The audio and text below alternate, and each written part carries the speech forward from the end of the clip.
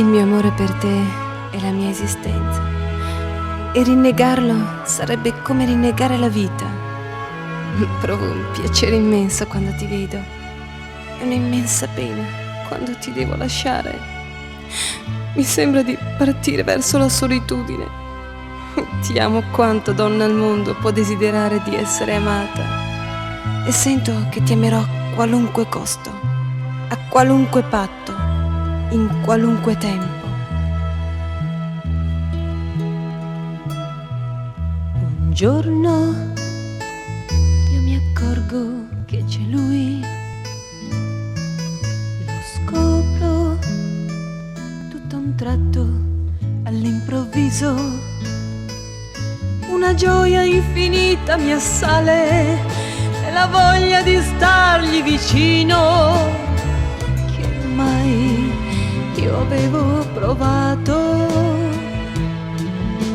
ed ora io soffro di lui, soffro di qualcosa che annienta l'amore.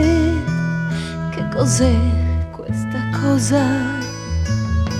So soltanto che muoio di lui, di un male che non so capire, e io non voglio guarire, perché so che impazzirei. Soffro in silenzio, lui è entrato nel mio sangue, ma però non mi appartiene, morirò.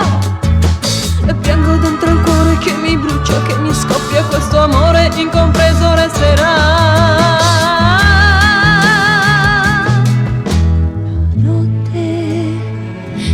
La notte io la odio, nel buio sul cuscino io piango, il suo viso vorrei accarezzare, le mie mani però restan vuote e sola io mi trovo al mattino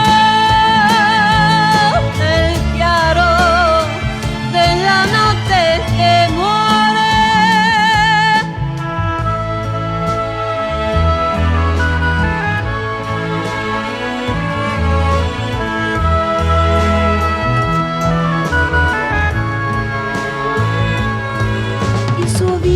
Vorrei accarezzare, le mie mani però restan vuote e sola io mi trovo al mattino